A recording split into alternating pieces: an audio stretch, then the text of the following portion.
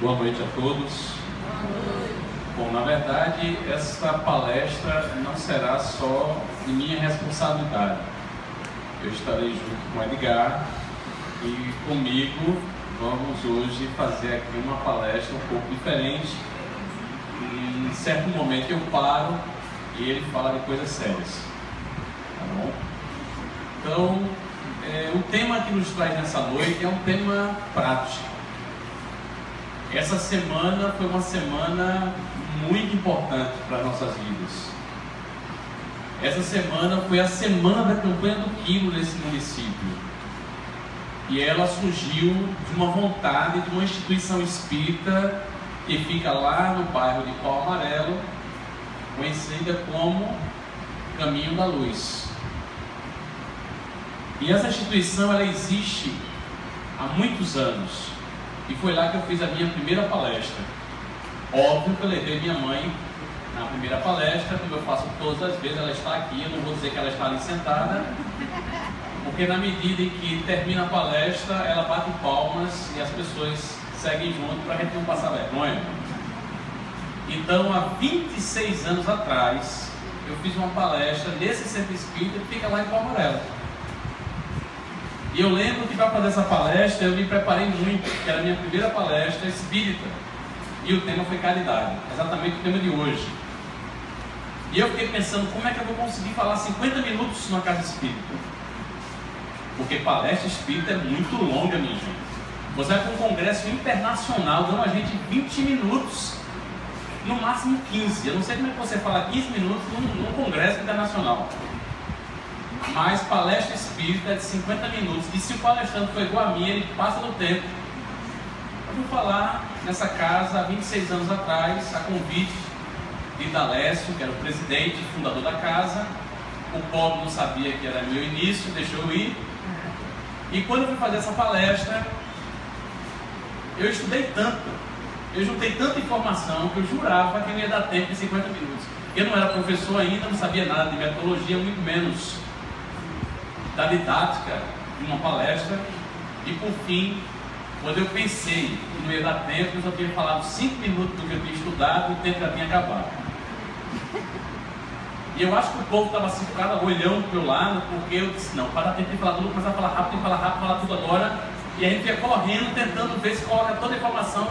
Sinceramente, eu achei horrível a palestra, porque ela só teve começo. Ela não tinha barriga, nem perna. Não teve fim, não. Com aquela palestra assim, as pessoas muito caridosamente, né? Lívia está aqui, e é do grupo espírita, veio aqui nos prestigiar. Pode levantar a mão, você está aí no meio, não é isso não, né? E ela foi vítima dessa palestra há 26 anos atrás, e eu só fiz o começo da palestra. Dali para frente eu descobri que eu falava demais. Eu penso que eu falo demais, vocês acham, né? Por fim, o tema dessa noite é resultante dessa visita que eu tive recentemente na minha casa, dos dirigentes dessa casa, dizendo que iriam fazer um trabalho para que a casa espírita ficasse viva e que as pessoas voltassem a frequentar essa casa.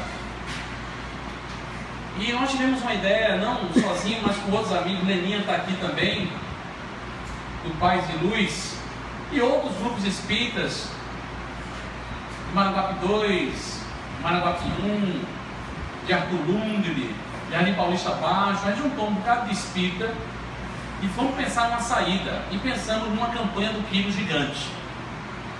Porque era uma forma da gente fazer uma tarefa de ir até as pessoas, divulgar o espiritismo, porque se deixa uma mensagem.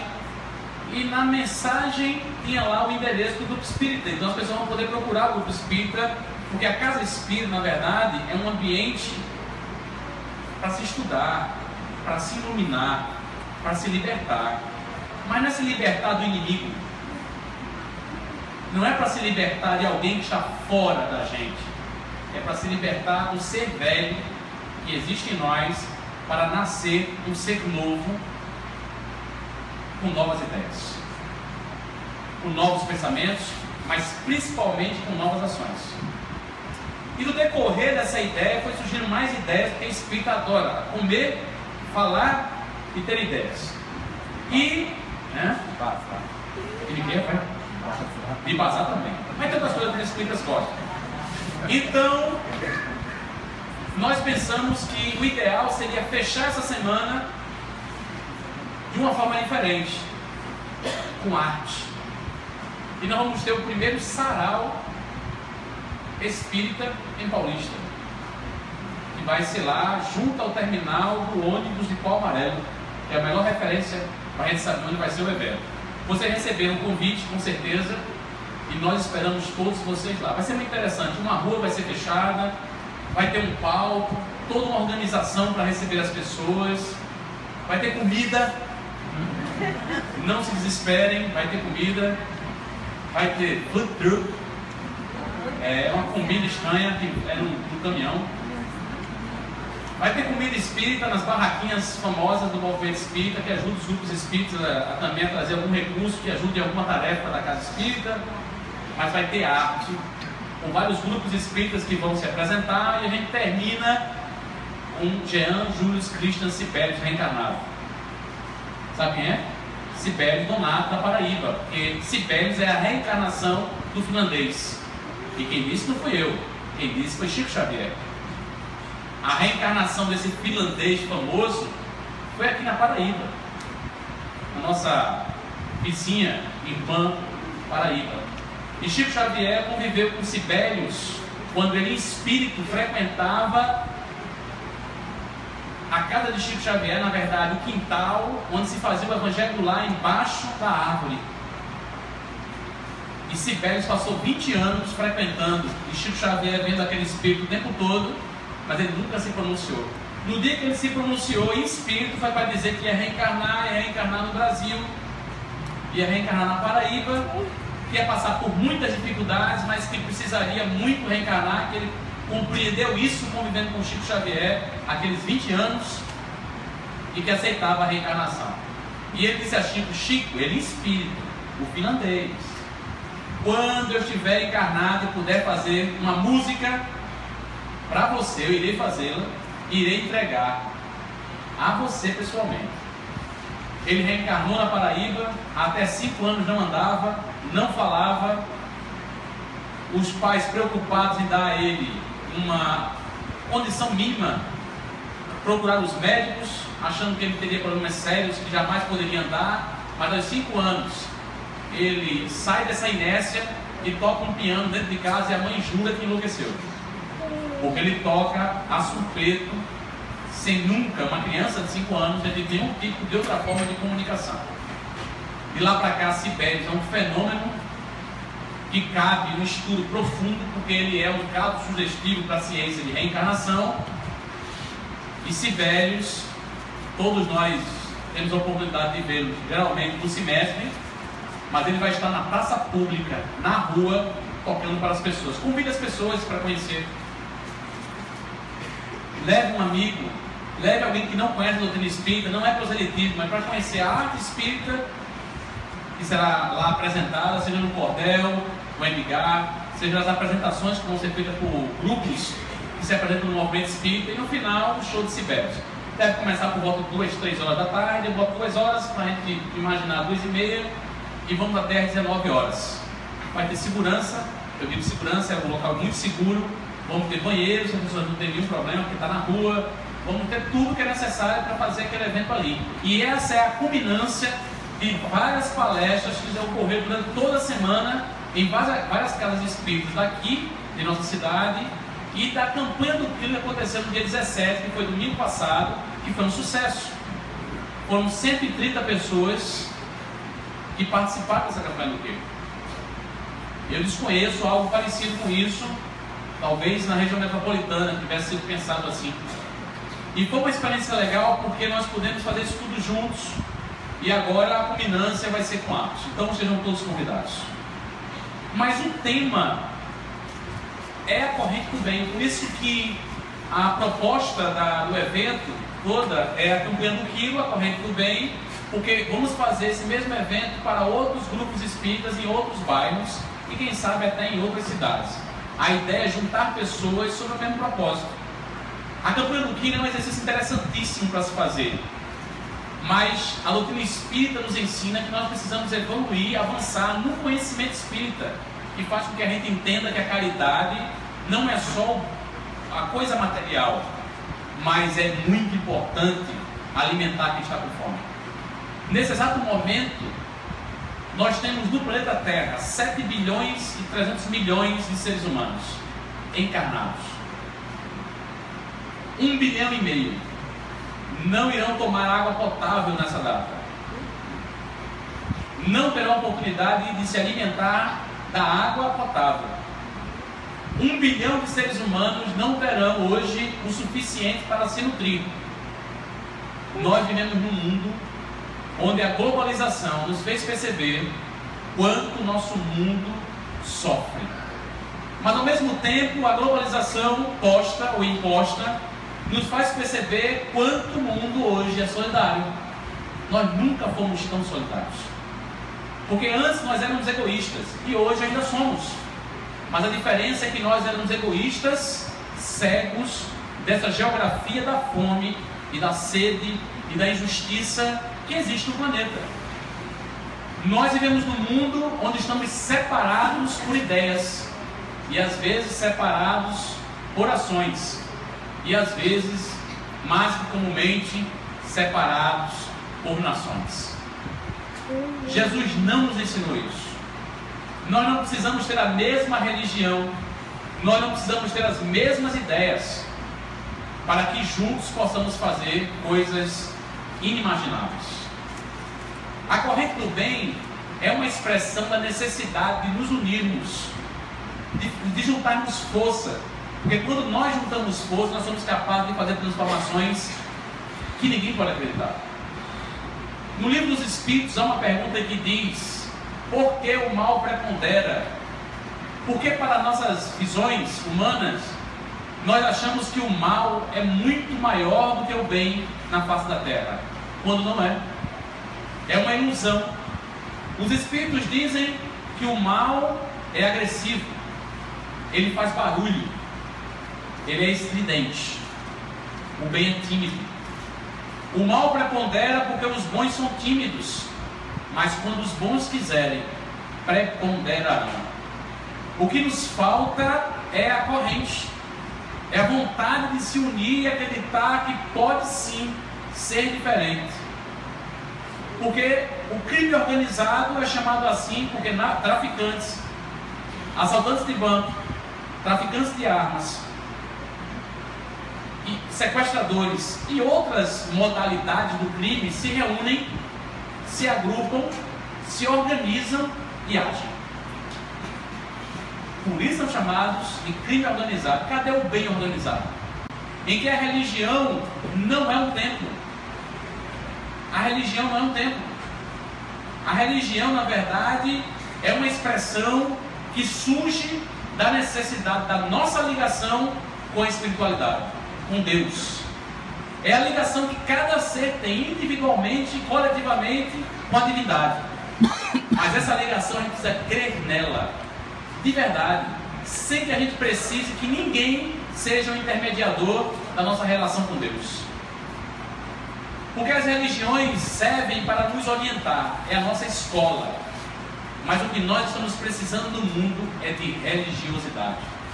Não adianta religião sem religiosidade. Serve apenas como instrução, mas não transforma, não educa. O que educa é a tarefa do bem, é a mudança de comportamento. E aí nós chegamos a um elemento que os espíritos nos apontaram na própria codificação espírita. Fora da caridade não há salvação. Não é fora do espiritismo, não é fora do budismo, não é fora do islamismo, não é fora do protestantismo, do catolicismo, de nenhum ismo. Nenhuma religião nos salva. Nenhuma. A única coisa que pode nos colocar numa condição de paz é a religiosidade. E a religiosidade é a ação da paz. Porque paz, na verdade, é por si só ação. Porque é um verbo fazear. É ação. Se a gente quer paz, precisaremos construí-la.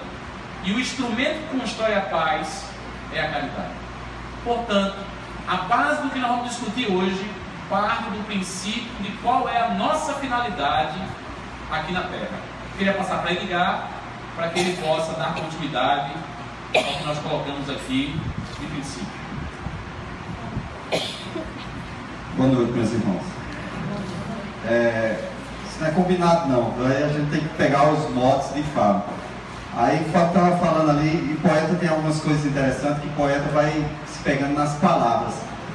E eu estava vendo qual a poesia eu recitaria para vocês relacionada a essa questão da reforma íntima e da questão da gente não ter uma religiosidade. Eu já sei qual é a poesia, mas aí só que o Fábio falou uma coisa e eu fiquei procurando resposta para ela. Ele falou assim sobre a comida espírita. Aí eu fiquei pensando qual seria a comida espírita, assim, bolo fluidificado, seria mais ou menos assim, Fábio? É mais ou menos isso aqui, né? Pamonha com passo de Kardec, algumas coisas assim, né? Mas eu não achei qual é a comida fluidificada, mas a comida espírita, né? Mas ele vai dizer qual vai ser essa comida. Mas sobre o ponto que ele estava falando, aí eu lembrei de uma poesia que eu acho que vocês já ouviram, claro, né? Quem já me escutou aqui, que fala muito dessa questão de religiosidade, que é a esmola para São José. Eu acho que não tem uma poesia que reflita mais essa questão que o Fábio falou, de que essa poesia. E eu queria recitá-la para vocês, que diz assim: tem certas coisas, seu moço, que de bom gosto eu não faço. É dar esmola a quem pede com o santo embaixo do braço. Pois eu acho que o santo não tem muita precisão, afinal nunca vi um santo comer feijão. Mas por arte do pecado, ou por minha pouca fé, todo dia lá em casa, chega um velho andando a pé, por sinal muito feliz, chega em minha porta e diz: esmola para São José. Que podia ser campanha do quilo, né? E o diabo da mulher, que é muito da conviteira, nunca vi uma mulher que não seja rezadeira, adquire um tanto quanto o café, quando dou fé eu grito: esmola para São José. Isso foi me enchendo o saco, cada dia enchendo mais. Um dia me acordei com a braguilha para trás, sentei no centro de pau, tomei uma de repé, quando dei fé eu grito: esmola para São José. E para dar esmola a mulher se remexeu e disse: não vá, pois quem vai hoje sou eu. Quando cheguei lá na porta, o velho teve um espanto. Eu disse: vá trabalhar, que eu não dou esmola a santo. Troca o santo por inchada, deixe de ser preguiçoso. Santo não quer esmola, deixe de ser presunçoso. O velho me olhou e disse: que São José te perdoe, e se Deus tiver ouvido, que ele te abençoe. E que cubra tua casa de paz, amor, união, sossego, prosperidade, conforto e compreensão. E se o senhor precisar aqui desse velhinho, ele não mora tão perto, mas eu te ensino o caminho. Fica no sítio Cauã, onde já morou meu pai, à direita de quem vem, à esquerda de quem vai. E se o senhor passar por lá com precisão, de fome o senhor não morre, também não dorme no chão. Quando o velho disse aquilo, eu senti naquele instante como se fosse uma formiga sobre os pés do elefante. Estava com as pernas tremendo. Digo, não faço segredo, que o velho me deu uma pisa sem me tocar com um dedo. E eu, com tanta ignorância e tanta mansidão, me fez provar muito caro minha falta de educação. Então, naquele momento, eu gritei para o Salomé, mandei trazer para o velhinho uma xícara de café, e contando a grana minha, só 20 reais eu tinha. Dei tudinho, a campanha do quilo, a São José. Obrigado.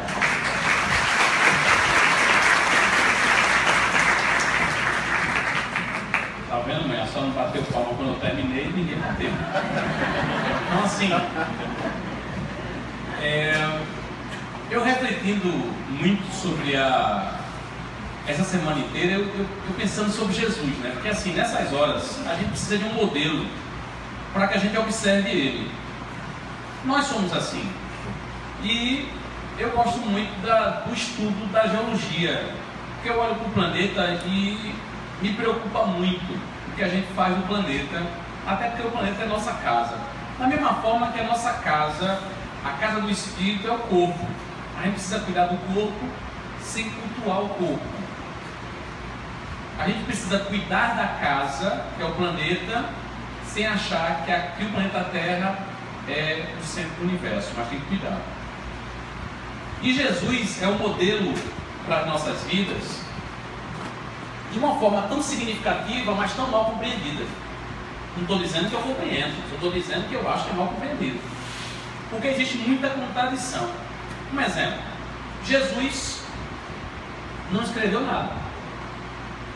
Tudo que escreveram sobre Jesus foi alguém que escreveu sobre ele, ou que escreveu sobre algo que falaram dele, ou escreveram daquilo que viram do que ele fez. É uma mistura de escreveram sobre ele, que não foi ele que fez.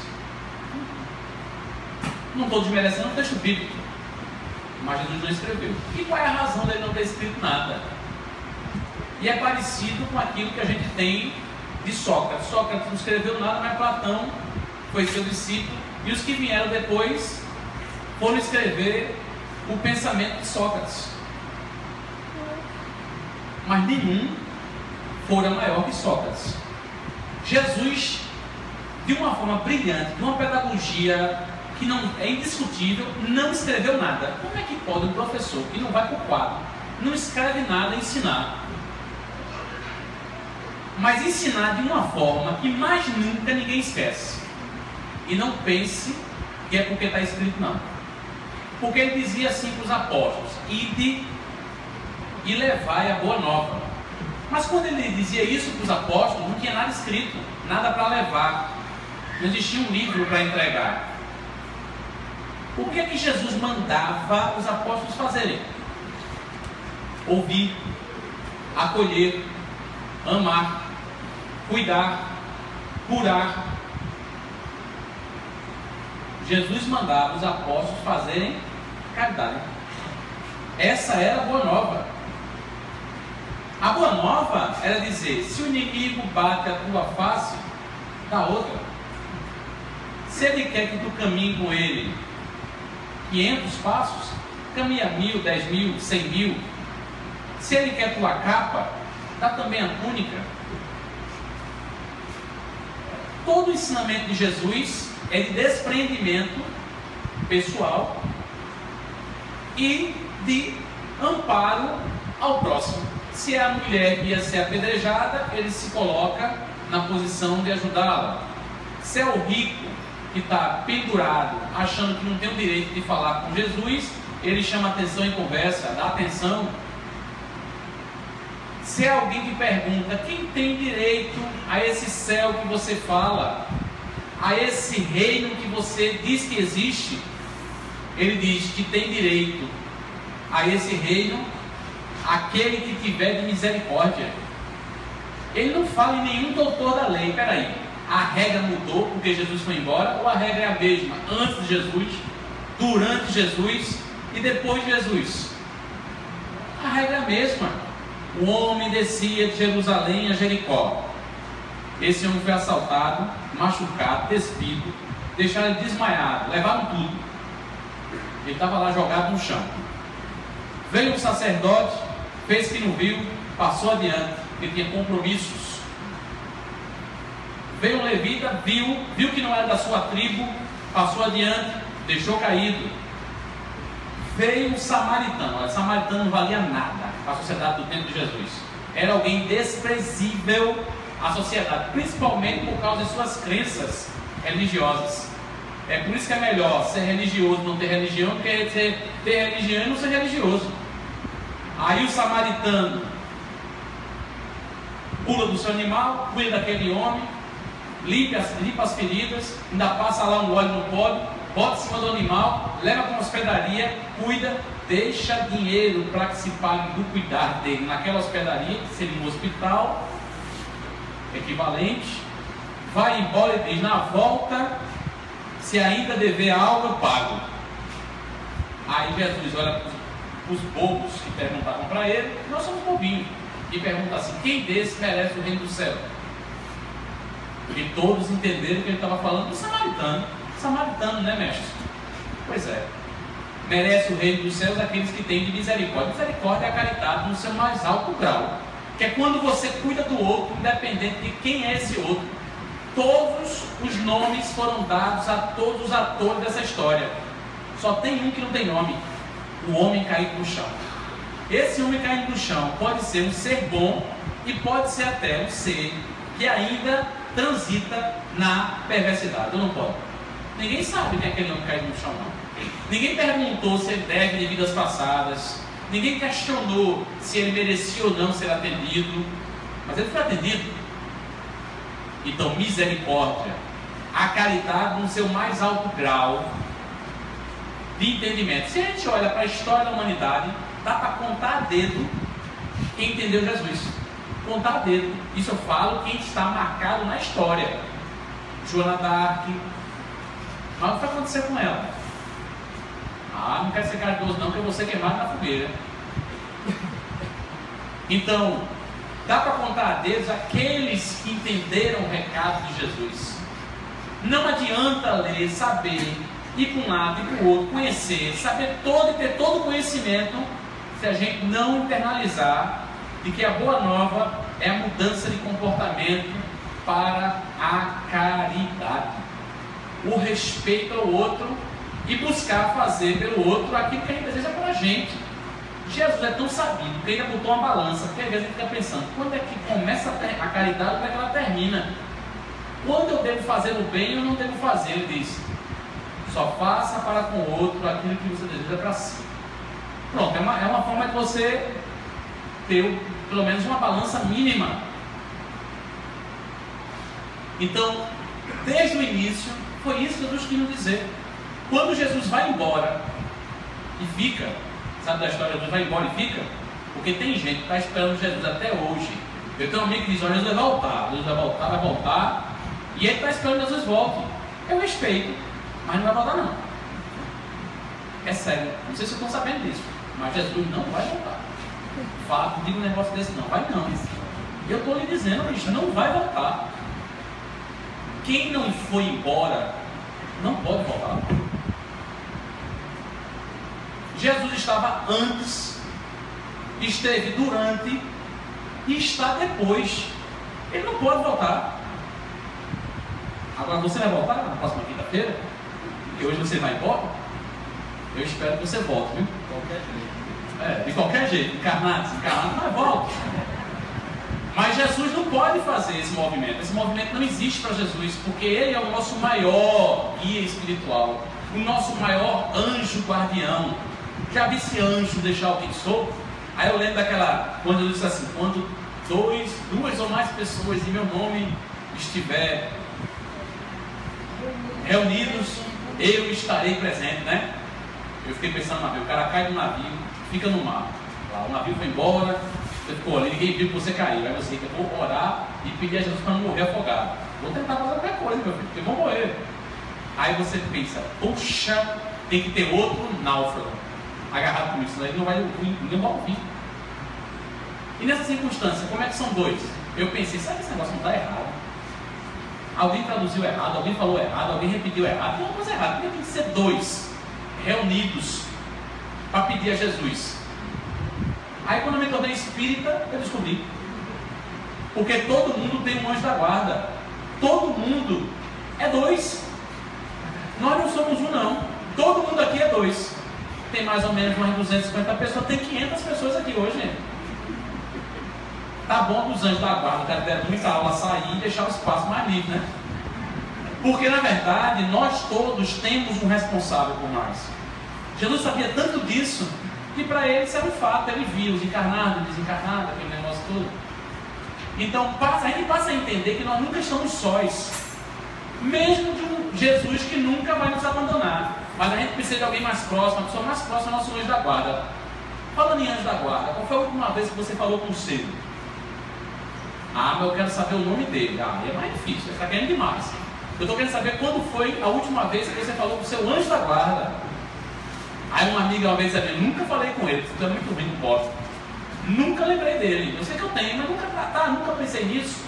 O nosso anjo da guarda é alguém que nos acompanha desde o primeiro momento até o último, se assim for permitido, porque às vezes há substituição de anjo da guarda. Às vezes a gente é tão complicado que o anjo da guarda perde a missão.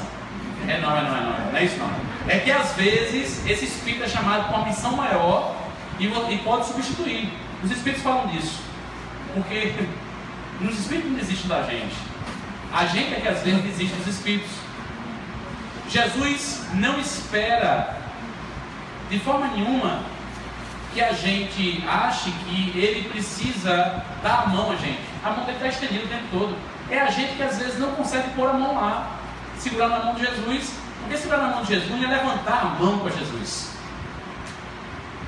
É levar a vida numa prática em que aquilo que ele nos ensinou seja o nosso caminho, a verdade e a vida. O caminho, a verdade e a vida não é Jesus, a figura de Jesus, não. É o ensinamento posto em prática. Porque ele disse: eu tive fome e não me deste de comer. Eu tive sede e não me deste de beber. Eu tive frio, eu tive fome, né? Eu estive preso, eu estive doente. Quando tive frio, tu não me deste de cobrir. Mas quando estive doente, ou quando estive preso, tu não foi me visitar. Mestre, em que momento estavas nessas condições? Porque nós não vimos. Quando fizerem por todos os pequeninos, todos que estiverem nessa situação, estarás fazendo por mim. Então Jesus não está na figura do homem cabeludo numa cruz, preso lá. Jesus está na figura do próximo, que ele diz: ama o outro como a ti mesmo, e os meus discípulos serão reconhecidos por muito se amarem. Então, se esse é o grande objetivo da nossa vida, a gente não percebeu talvez ainda, nos mais mínimos detalhes, Jesus só fez nos ensinar isso. Até Roma transformar o cristianismo numa religião, o cristianismo não tinha nada escrito. Os cristãos viviam em cavernas, ajudavam os que mais sofriam e amparavam, passando a informação de um para outro, obviamente já escrevendo algumas coisas, porque os apóstolos escreveram muito e de forma mediúnica, e tem muita coisa muito bem escrita, a exemplo das bem-aventuranças. Se tem algo que sobrou no texto bíblico, que é um poema perfeito, poeta, que é o maior poema da terra, são as bem-aventuranças. E se você pega o livro, o Evangelho segundo o Espiritismo, o eixo principal que os espíritos utilizaram para passar para Allan Kardec as informações que vinham do mundo espiritual são as bem-aventuranças, porque elas se transformaram num código de amor e de orientação para nossas vidas. Se a gente seguir o que está ali, está tudo resolvido. Mas não só os espíritas sabem da verdade. A verdade é algo que se desacortina vagarosamente para que os nossos olhos possam ver sem cegar. Porque luz demais, para quem está na sombra, também cega. Então, o mundo espiritual sabe disso. Por isso que a gente reencarna várias vezes. E lenta, mas precisa e continuamente, a gente vai aprendendo o que a vida tem para nos ensinar e aprendendo quais são essas verdades para que elas possam ser postas em práticas. Vamos passar para Edgar para que ele possa dar continuidade.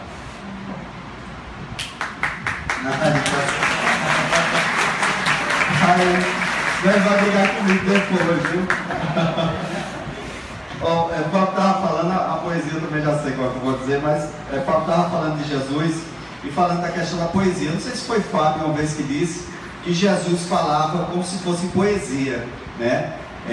Não em cordel, mas você tinha palavras rimadas, palavras com melodia. Aí o Paulo estava falando ali, eu estava pensando, como é que a pessoa pode falar algo e durar séculos, né? E sem escrever e as pessoas falar sobre ele, né? Eu acho primeiro que talvez Jesus não falava demais, porque quando a gente fala muito também, as pessoas vão pegar só alguns trechos da gente, né? Mas quando a gente fala pontualmente para cada assunto, eu acho que fica mais claro, né? E quando a gente assiste alguma coisa de Jesus, a gente percebe sempre que Jesus está refletindo sobre algo, né? Aí quando acontece uma coisa, ele vai e pontua. E ele pontua e ainda dá um exemplo, né? Então eu acho que isso fica mais fácil da gente decorar, né? Quando na década de 20, né, mais ou menos, quando a gente não tinha ainda todos esses meios de comunicação, que existia o poeta repentista, o povo, quando ia para o sítio escutar um poeta repentista, ele decorava o que o poeta dizia. Por exemplo, se eu perguntar a vocês, o que foi que vocês decoraram de Esmola para São José? Um verso talvez, né? Mas as pessoas iam para o sítio, quando o poeta declamava, eles pegavam uma estrofe daquela e chegavam em casa e diziam: rapaz, eu fui no sítio e o poeta tal recitou tal poesia. Dizia uma estrofe do verso, a estrofe que foi mais forte para eles. Então eu acho que Jesus era mais ou menos assim.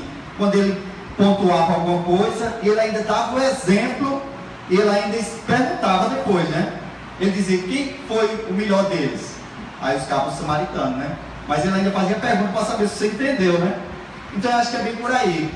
Por exemplo, eu vou recitar para vocês uma poesia de Jesus agora, que eu fiz E eu não sou Jesus não, mas vocês vão se lembrar dessa poesia depois. Não vão se lembrar da poesia, né? Os versos tudinho. Mas vocês vão se lembrar, vão dizer que o poeta Edgar ressuscitou isso lá no Ceará uma vez. Vai ficar na mente de vocês. Primeiro porque eu estou dizendo que é para ficar, né? Não é possível que vocês esqueçam, né? E depois eu vou perguntar sobre a poesia. Mas ela diz assim, e vocês vão se lembrar da história da poesia. Ela diz assim: das províncias de Gadara chega o mestre em missão, e após descer do barco andava na multidão e atendia a todos sem enxergar distinção. Um homem se posta ao chão e pede o mestre a sorte, e diz que a sua filha está no leito de morte, pois sem a sua criança a vida fica sem norte.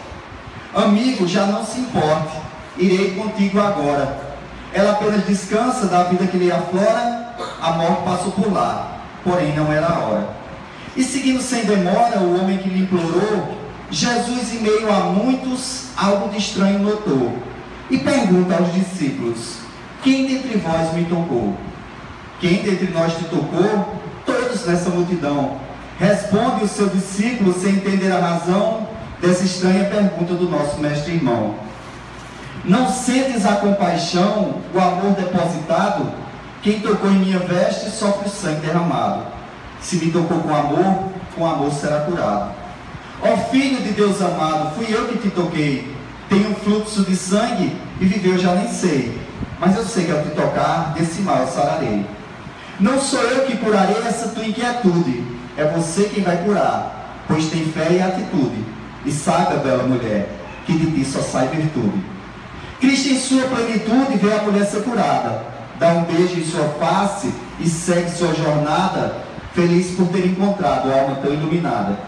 E seguindo sua estrada, vai à casa da criança, acorda a pequenina, passa paz e esperança, deixando a sua luz e o amor que traz mudança. Fica então como uma herança, valores que nos conduz, a fé que cura os males, o amor que é só luz, atitude e caridade, e a humildade de Jesus.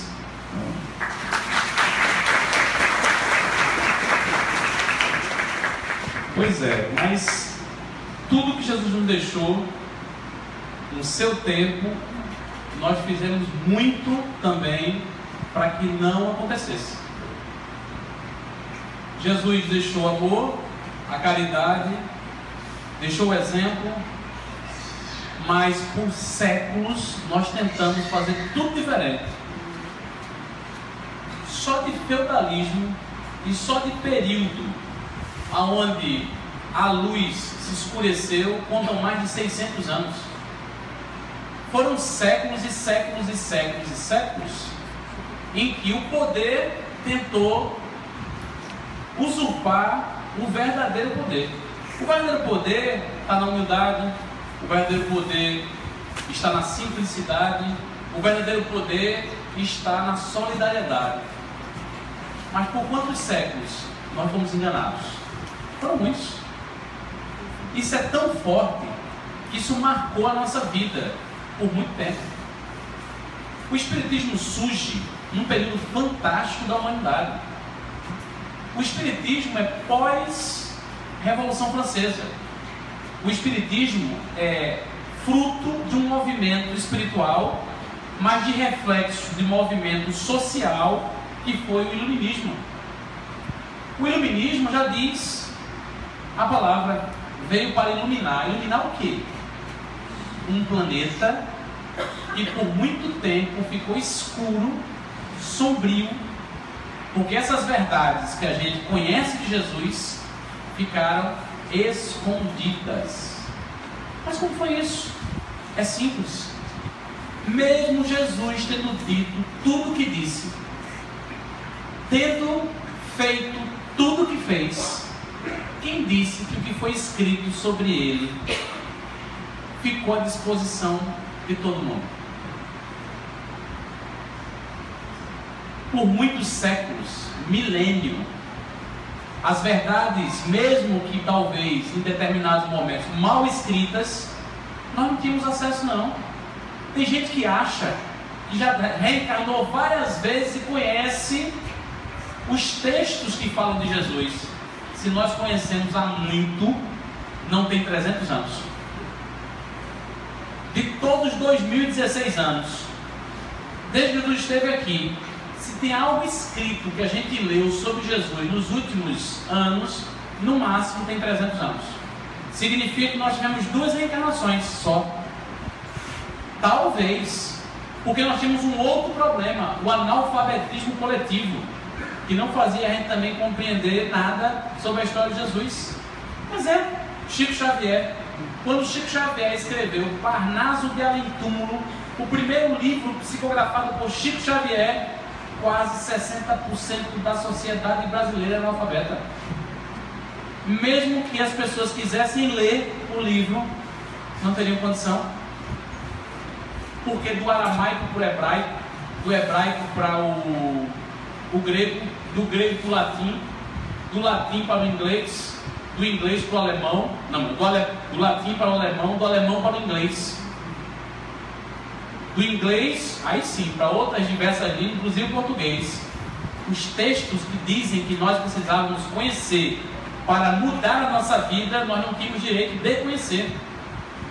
Só os nobres, os ricos, os poderosos. E ainda assim, nem valorizavam. Apenas alguns poucos que compreendiam o que liam. Então o Espiritismo surge quando a humanidade já não acreditava mais na religião. A religião sem religiosidade, da queda daqueles que usurparam esse nosso direito e que nos massacraram dentro de um processo reencarnatório do qual nós estamos vivendo. Joana d'Arc foi assassinada por conversar com espíritos, por ouvir vozes, por libertar da França do jugo inglês, mas foi assassinada. Só se tornou santa muito tempo depois. Não estou criticando a Igreja Católica, não estou criticando religião alguma, mas nós não tínhamos esse direito. Se a gente tem algum movimento que nos ajudou muito, foi o movimento protestante, porque ele enfrentou firmemente o esconder das informações que estavam naqueles textos. O Espiritismo vai surgir quando o materialismo começava a imperar, porque a religião não respondia mais às indagações humanas. E o Espiritismo surge exatamente porque não adiantava tirar das pessoas o pouco que elas tinham, que era uma religião fragilizada, sem religiosidade, do qual o medo é o que nos motivava a sermos religiosos. Porque diziam pra gente, se você não tiver a religião X, vai para o inferno. Se você tiver crença sobre qualquer outra coisa, vai para o inferno. Não estava na condição da paz e do infortúnio a decisão das atitudes humanas de fazer o bem ou não fazer o bem. Porque o que nos faz ser felizes na vida é fazer o bem. Só sabe quanto faz bem fazer o bem quem faz o bem. Quando você vê alguém fazendo mal, tenha pena dela, porque ela é uma sofredora. Uma pessoa que faz o mal deliberadamente é um dos seres mais sofridos. Todo mundo imagina que sofre quem sofre da agressão que essa pessoa faz. Quem pratica o mal por si só é alguém que ainda sofre muito. Quem já compreende um pouco do bem já começa a respirar, e quem atinge a plenitude, o camarada fosse nos matar, vou lhe matar, pode matar. Você já perde a graça, né? O cara chega, eu vou lhe matar, você vai ver. Porque quem quer matar quer ver o outro correr. Porque ele quer sentir a vontade de ver o outro tremer. Não é a força, não é o poder que as pessoas pensam que tem. Eu lembro da história que eu sempre conto, lá de São Caetano, de um espírita que era espanhol, que fugiu de uma ditadura na Espanha, foi morar em São Paulo, por causa de uma tuberculose, mandaram ele para São Caetano da Raposa aqui, porque o clima era bom para quem tinha tuberculose. Faz um tempinho, não vai? E ele chegou numa época que ninguém aceitava um espírita de jeito nenhum, e ele não era mesa branca não, ele era espírita mesmo. Ele chegou em São Caetano como espírita, ele não era da Umbanda, com todo respeito, ele era espírita, ele veio da Espanha, do movimento espírita na Espanha, que era muito mais forte que no Brasil, naquele exato momento. Tinha alguns grupos na Espanha, e veio morar no Brasil. E porque ele era espírita, meteram bala nele. Quer dizer, queriam matar, né?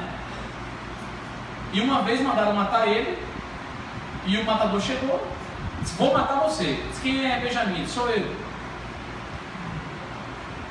Pois bem, você vai ser assassinado, porque eu vim para matar, para mandar me matar. Ele pegou a enxada, estava na mão dele, na frente de todo mundo, jogou do lado e disse: bem, se você acredita que assim pode fazer, assim Deus permite, que faça. Todos que viram essa cena. O bandido disse: eu não mato homem macho, não. Eu só mato cabra safado. Vou embora. Porque o cabra tem que ser muito homem, né? Na cabeça do matador. Vai dizer: mata, meu filho, vai, mata, eu não posso fazer o quê? Não, o esquema é o seguinte: quando for lhe assaltar na rua, e o cara chegar para lhe assaltar, você diz assim: mas rapaz, quando eu era vivo, ninguém me assaltava. Se tiver com a roupa branca, que leninha tá, e com o espírito quase, se for da cor dela, o cara corre mesmo. Então assim, não matou porque ele não agrediu. Gandhi dizia isso: no dia que a humanidade entender a força do bem e da desobediência pacífica, de dizer não faço, mas você vai perder emprego, não tem nada não, mas você vai passar fome, não tem nada não, perde a graça, né? Não, mas você vai ficar sem a sua vida, não tem nada não, porque a vida na verdade não é minha, eu sou a vida, eu vou morrer. Perde a graça. O problema é que no mundo em que nós vivemos, nós somos gladiadores de uma convivência que a gente não compreende ainda, e por não compreender, a gente é desse jeito. Então é preciso que a gente imagine como Jesus se comportaria. Se Jesus estivesse por aqui hoje, como é que ele se comportaria? Diante do que a vida nos apresenta. Tudo que a gente vive, basta para a gente pensar: vou fazer isso, mas como é que Jesus faria isso? Eu estou vendo isso. Como Jesus veria isso? Porque Jesus quebrou paradigmas absurdos no tempo dele. Então, na verdade, é por isso que ele é o grande professor. Porque ele nos convida. Lembra da mãe que diz: Jesus, leve meus filhos, ponha um no seu reino, do lado direito e o outro do lado esquerdo. Ele olhou para a porta da mãe. Parecia que Jesus estava num bonde que ia levar alguém para um lugar, né? Aí ele disse: aqueles que quiserem caminhar comigo, ele quer dizer isso: deixa tudo, os pais, as coisas, a riqueza, a vida, e vem. Então, pessoal, que loucura, porque é isso. Quando a gente entende esse caminho, vai chegar a hora, ela é inevitável, as coisas já não têm mais valor nenhum. E quando ele deixa a família, não é deixar a família, é que a tua família não é mais só aquele grupinho de sangue A positivo. Tua família é algo muito maior. E tu vai amar a tua mãe, tu vai amar teu pai. Mãe, bate o pau, não tá. Você vai amar todo mundo. Porque na verdade você vai ampliar a sua capacidade de perceber essa realidade espiritual. Vai chegar a hora, não se aperrei não, porque Chico Xavier foi o exemplo no Brasil. O século passado foi o exemplo de quanto Deus é bom. Porque a gente fica olhando assim: mas esse modelo de gente, eu acho que isso não existe não, isso só existe em livro. E Chico? E Martin Luther King? E Gandhi? E Mandela? Já viram a história de Mandela? O filho morrer e ele não poder sair da prisão injusta. Um filho que ele não viu mais. E quando saiu da prisão, não odiar aqueles que fizeram isso com ele. É muito difícil, né? Não é fácil, não. Não mexa com tudo, só não mexa com os pirrados da gente, não. Não é assim? Então, assim, essa compreensão, ela só vai chegar cada qual no seu tempo. Se chegasse em bloco era bom, né? Mas estranho. Ela vai chegando, cada qual no seu tempo, e a gente vai evoluindo. Todo dia a gente aprende uma coisa nova. A gente não deve se julgar, nem julgar ninguém, porque nós somos seres inacabados e evoluindo. Mas também é uma coisa inevitável em nossas vidas, e qualquer coisa que se intitule como mal tem seus dias contados. Isso é a maior certeza, absoluta certeza que nós temos para a nossa vida emocional. Agora, e o Espiritismo? Surgiu para quem então? É a cocada preta? das nossas vidas espiritual? Não. O Espiritismo é mais um instrumento importante e que marca a nossa existência. Porque tudo o que a gente precisa em termos de tecnologia, de informação espiritual, sem presunção nenhuma, está aqui. Porque é a única expressão religiosa, se a gente quiser chamar assim também, do mundo que tem origem na informação dos espíritos. Não é de encarnados, são desencarnados. E o que é interessante é que nós temos muita informação aqui que estão espalhadas em outras oportunidades religiosas. Então vamos aproveitar essa tecnologia sem dogma, sem ritual e tão direta, mas aproveitar da melhor forma, transformando como um instrumento do bem. Vai chegar um dia, Mário, que nós não seremos mais espíritas. Esse dia é inevitável também. Por mais importante que a doutrina espírita seja para a gente, vai chegar um dia que o espiritismo não será mais necessário. Porque todos os princípios que a doutrina espírita abraça estarão reunidos dentro de nós, em qualquer lugar, em qualquer crença, em qualquer agrupamento, em qualquer sociedade, em qualquer forma de organização humana e espiritual. Acreditar em Deus, no Espírito, na comunicação dos Espíritos, na reencarnação, na lei de causa e efeito, na pluralidade dos mundos habitados, vai estar na vida da gente como uma coisa natural. Para que mais Espiritismo? O Espiritismo foi apenas um método para que a gente chegue nesse objetivo. Eu queria, antes de passar para ele ligar, para ele finalizar, ele estava pensando que ia se livrar, ele estava assim, qual moto agora, qual moto, né? Porque é assim que ele faz um cordelista, ele sofre. O mote, eu vou dizer o mote para ele daqui a pouco. Estou brincando, parece comigo não. Quem for para o sarau no domingo e puder levar 1 quilo de alimento, leve. Vai ajudar. Se 500 pessoas forem, essa mulher fala, né? Se 500 pessoas forem, meia tonelada. Fraldas geriátricas, porque tem um trabalho que é feito por uma instituição, com a instituição Portal da Luz, Cruz de Repouso, faz um trabalho maravilhoso. Se puder levar a fralda geriátrica, leve também. G ou GG. E vamos doar livros, que é outra coisa que eu acho que tem que fazer essa campanha. Quem tiver livro em casa, espírita, que já leu, releu, e que está lá velhinho, paradinho, olhando para você, doe domingo, porque a gente tem um destino para ele também. Muita paz para todos. Não batam palma. Mamãe não vai bater dessa vez. Edgar. Da poesia.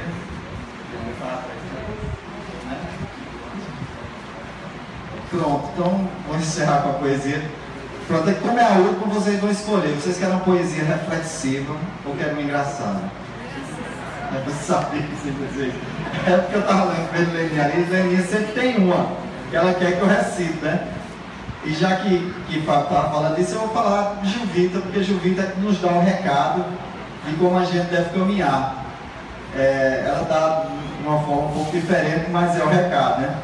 Juvita, poeta amazão, e eu queria encerrar minha participação com essa poesia, mas queria dizer também, se por acaso vocês quiserem CD, cordéis e livros, tem lá na livraria, que também ajuda a casa, né, na creche, os livros lá, os cordéis, para essa parte também. E Juvita, ela diz assim, espero que sirva de lição para todos nós. Ela diz: Juvita de João Vicente, viúva de Nicolau, depois de um acidente no dia de carnaval, para o hospital foi levada e depois de internada entrou em coma profundo, ficando um mês apagada, passando uma temporada nas venhas do outro mundo. Porém, num dos sonhos seus, muito contente ficou, pois se encontrou com Deus e o Salvador lhe falou: você pode retornar lá para a terra e ficar, pondo em prática novos planos, e nada deve temer, porque só irá morrer daqui a 40 anos. Ó, Juvita, uma velha feia, dessas que assombra o povo, as pernas cheias de veia, a cintura larga de ovo, o narigão de tucano, as orelhas de abano, canela de bem-te-vi, fazia alguma ginástica, mas nunca fez uma plástica com medo do bisturi. Porém, depois que saiu do coma tranquilamente, porque Deus lhe garantiu quanto? 40 anos para frente. Chamou o cirurgião, fez logo uma relação do que queria ajeitar, testa, nariz, sobrancelha, pescoço, bochecha, orelha, nada podia faltar. Fez uma lipoescultura, deu um trato nos cabelos, ficou com a estatura, o corpo do modelo, o busto siliconado, o bumbum arrebitado, pele fina reluzente. recebeu alta final, mas na porta do hospital sofreu um trágico acidente. Um acidente fatal, vejam só que resultado. Na frente do hospital tinha se operado. Foi isso que aconteceu. Juvita, as botas bateu, foi vela preta e caixão. Mas quando chegou no céu, procurou o pai fiel pedindo explicação. Aí ela disse, na intimidade, né, com o papai, ela disse: me responda, pai amado, me diga por favor, conversamos mês passado, e na conversa o senhor me garantiu sem segredo, que eu não morria tão cedo, mas no entanto eu morri. E Deus responde seguro: Juvita, desculpe, eu juro que não lhe reconheci. Fica aí o recado. Obrigado.